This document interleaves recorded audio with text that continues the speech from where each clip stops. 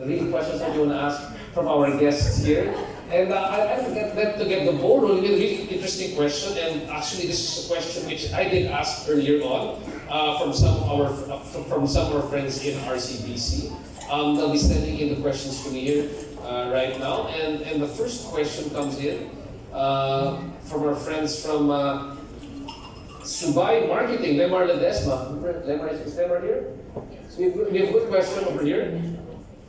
Lemar's asking, is there a preferential rate in payment holidays for companies doing plastic recycling, considering the company position in mitigating climate change and circular economy? And I guess those are sort of general questions right now. Are there sort of incentives to secure sustainable financing loans if you follow the rules?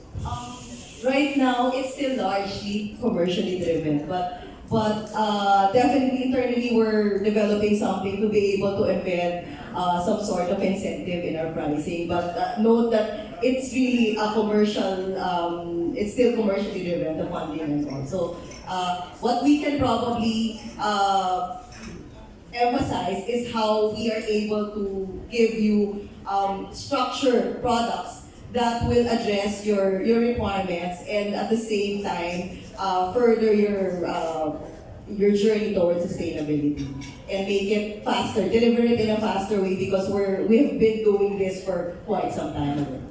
Got that. Are there more questions from the floor? Please feel free to ask questions. Well, I have a question, for example, for ourselves who are applying for the bank. Right now, for example, the basic process is that you submit your feasibility study, then you give your collateral to the bank for at least for smaller enterprises. Help me understand what's the additional documentary requirements right now if you want to go for sustainability financing. Do you provide us with a template to say, okay, these are your processes, these are the procedures where it says over here there has to be a sustainability aspect over here? Yeah, depends on the project, but yes, we have some sort of a checklist that we can provide, and it will really depend on a per project basis, but we can provide that checklist, and the discussions with additional documentary requirements would come up if and when needed. But we would have like a basic list of documents that we can provide. At paano kung hindi pa sanay? Diba? You were saying earlier, will you help educate also? Yeah, we will work with the clients on that. I mean, we will hold everybody's hands, and this is a partnership. This is not just us, working or just the client. No, it's really a partnership. So we understand some clients may not be used to it, while we have others who are so used to it, very sophisticated clients. We also have those who are first-time clients doing sustainability. So we will gladly walk them through the process. Got that. Thank you so much. Are there more questions from the floor?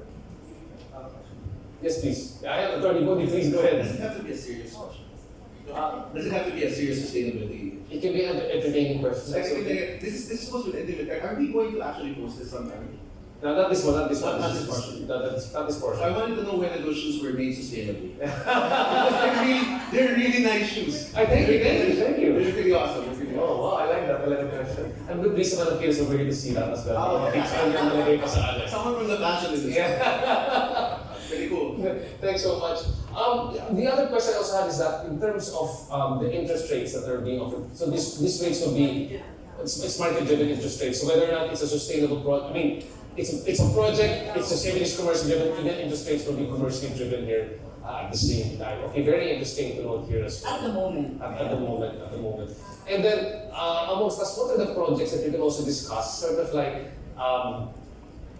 really pilot projects which you really like, and you say your wish is, I want to see more of this one over here in RCBC. Well, apart from the solar and the wind, we've done solar rooftops on top of malls, selected malls. No? So that's something that we want to continue to do. And also on factories. So we want to be able to fund more of solar rooftop installations in factories. That's normally where the smaller scale renewable energy projects are applicable. Good, yes. Serious question now. Oh, serious now. Promise. How do you already receive applications for small scale use of battery energy storage systems? Not yet. We actually looked at the utility scale, but small scale not yet. Yeah, we were looking at it's still, well, utility scale, it's a bit expensive still, but if you partner it with, like, for example, a solar installation, it would make sense. I see. It depends on the project. Without violating sometimes NDA, how about the charging infrastructure? Have there been small scale companies? We have not, but we're open. We're open to, yeah, definitely we are. And then how about something like your project, electric vehicle, e-trikes, are those also something that's within... I know we looked at some similar projects, but yes, we're definitely open. We have not funded anything yet, but we're open to talking to EV providers. And how about things that are related to the agriculture in terms of sustainability? Yes, definitely. What are these, can you help us better appreciate what are these sort of agri-sustainability, financial inclusion projects? Okay, just for example, let's say a shrimp farm under the solar panels. So that's something that we're looking at without mentioning it. So something like that. I mean, you marry agri versus the renewable energy, something like that. So that's something that we can look at, and we've actually had discussions with the proponent. So that's just an example. Oh, very interesting projects that we can look at here as well. Our friends from the media, any more questions we have over here? I'm just curious, how would you balance you're pushing for e-tri, but then how would you balance it with the cost of increasing electricity? Oh, sorry. How do you balance the cost?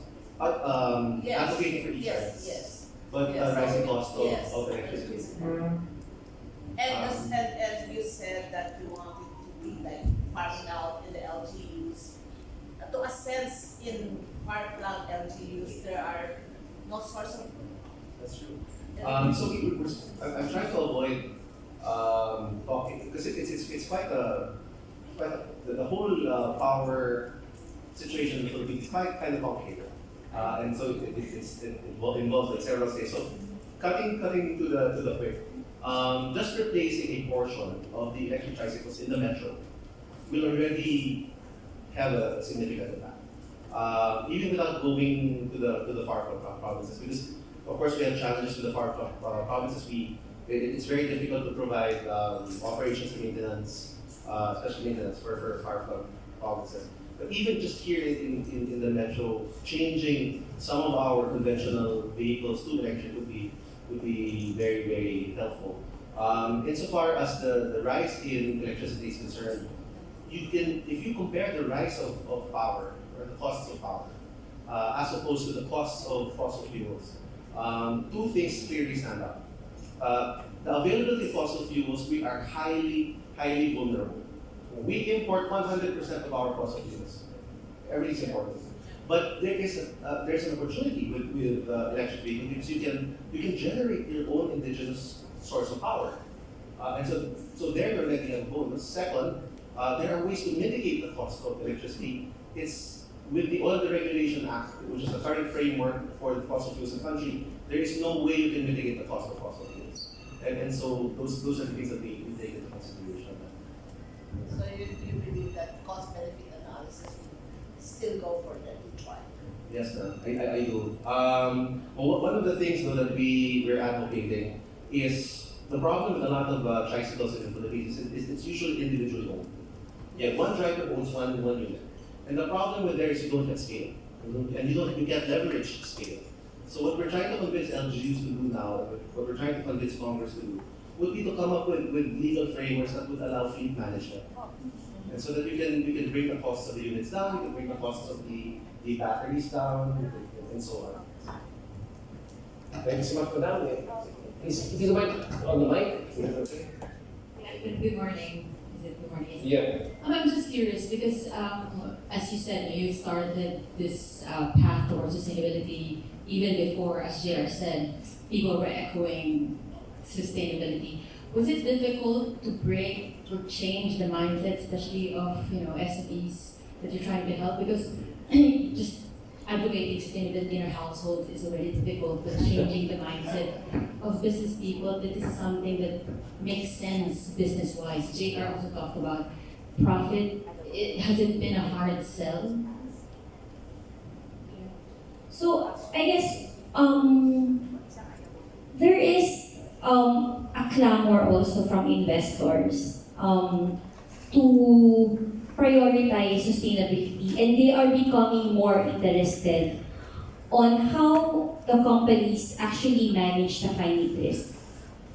And based on the recent survey I was just reading last week, that investors are actually willing to lower, to reduce the income in exchange of their sustainability agenda. So I guess everyone is on the same boat. And as I've mentioned, not just the investors, it's also the consumers, the employees, no? So gone were the days actually that it's just the shareholders' value, that it's just the financial value only. So now it's also social and environmental value. So there are challenges, I guess. I'm speaking of as a consultant, no, from SGB. But speaking for banks, so for example, the regulators plays a great role in implementing certain regulations. But first, it's just compliance. But later on, it's becoming more strategic and really integrating that objective and agenda within the mission and vision of the bank. So I think everyone understands that this risk is real and this has financial risk. So I think it helps, convince companies to do something about this as well. And then, earlier I mentioned about the quality of disclosure, but I wasn't able to expound it further because I was taking too much of. No, it's your chance. Now's your chance. Yes, I would like to further clarify the quality of disclosure, no. So because I remember not just compliance, no, it's really not just disclosing what is required, but improving really the quality of disclosures. Especially if I may share, no, that there's a recent update. I'm not sure if you've heard the IFRS S1 and S2.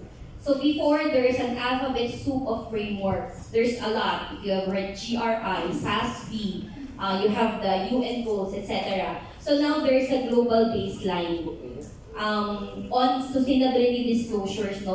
But of course, the application locally is still being studied, and there is a separate committee working on that. So I think for those established companies, this is one area that they can also look at, the quality of their disclosures. So that's what I meant earlier.